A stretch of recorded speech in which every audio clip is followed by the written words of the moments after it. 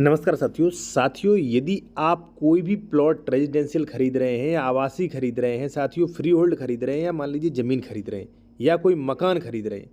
तो देखिए एक व्यक्ति का मेरे पास फ़ोन आता है कि सर जो है मुझे जो है मैंने एक ज़मीन खरीदी थी आज से 10 साल पहले और मुझे जो है अब जो लेखपाल जो है रेवेन्यू अधिकारी परेशान कर रहे हैं कि सरकारी ज़मीन में है। ठीक है, तो मैंने जब उसके डॉक्यूमेंट चेक किए तो भाई पता चलता है कि यहाँ पे कोई गाटा ही नंबर नहीं है। अब जब गाटा संख्या नहीं है, यहाँ पे पुरानी आबादी लिखकर रजिस्ट्री करा दिया,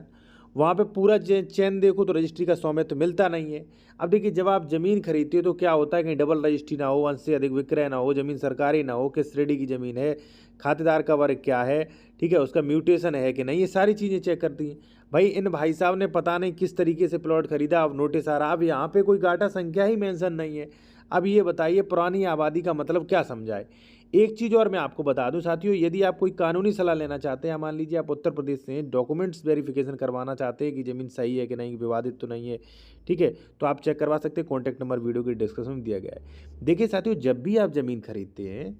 तो जैसे मान लीजिए कोई घर खरीद रहे हैं आप, तो वो किस ज़मीन में मेंशन है, किस गाटा संख्या में मेंशन किया गया है, वो आप चेक करिए। ठीक है, उस गाटा से छेड़छाड़ तो नहीं की गई है, वो गाटा मिन-जुमला नंबर तो नहीं है, उस गाटे में कितने सही खातेदार हैं वो चेक करिए, उस गाटे में कोई विवाद, कोई स्टे तो नहीं है वो चेक करिए, इस गाटे में कोई धारा 116 117 का केस तो पेंडिंग नहीं है वो चेक करिए। भाई आपको पोजीशन कहाँ पर दिया जा रहा है कुछ तो पता होना चाहिए। मान लीजिए आपको आपको पोजीशन है गाटा संख्या 28 में दिया जा रहा है, अब 28 का मिन-जुमला नंबर तो नहीं है, ये मिन-जुमला नंबर कितना बड़ा है, ये इसमें कितने सही खातेदार हैं, ठीक है, और इसकी लोकेशन क्या है, पता चले आपको गाटा संख्या 28 में दिया जा रहा है लेकिन 28 के बॉर्डर में ग्राम सभा की ज़मीन है, ग्राम सभा की ज़मीन में आपको वहाँ पे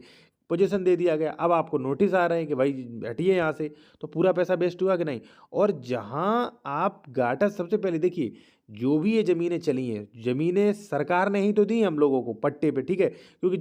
ज़मींदारी विनाश जब खत्म हुआ था, ज़मींदारी जब खत्म हुई थी, तब ये छोटे-छोटे टुकड़ों में सभी किसानों को ज़मीन दी। आज वही असंक्रमणी वाले संक्रमणी हो गई, संक्रमणी ज़मीनें हमें ट्रांसफ़र की जा रही हैं। तो भाई ज़मीन आई तो खतौनी से, ज़मीन कभी न कभी राजस्व विभाग की तो थी। तो पहले आप गाटा संख्या वगैरह चेक करिए, ठीक है, किस गाटा का ये मान लीजिए ये भाग है, ठीक है, ये कहीं सरकारी ज़मीन तो नहीं, इस पे डबल रजिस्ट्री तो नहीं, अंश से अधिक विक्रय तो नहीं, सारी की सारी चीज़ें चेक करिए और पूरी चेन चेक करिए, स्वामित्व चेन चेक करिए कि वो मालिक कैसे बचा, जो आपको बेच रहा है वो मालिक कैसे बना, और जिसने उसे बेचा था क्या वो सही बेसिस पे बेचा था कि नहीं बेचा था, ये सारी चीज़ें आप पता करिए, उसके बाद ही प्लॉट खरीदिए, वरना पूरा पैसा आपका वेस्ट है 100%।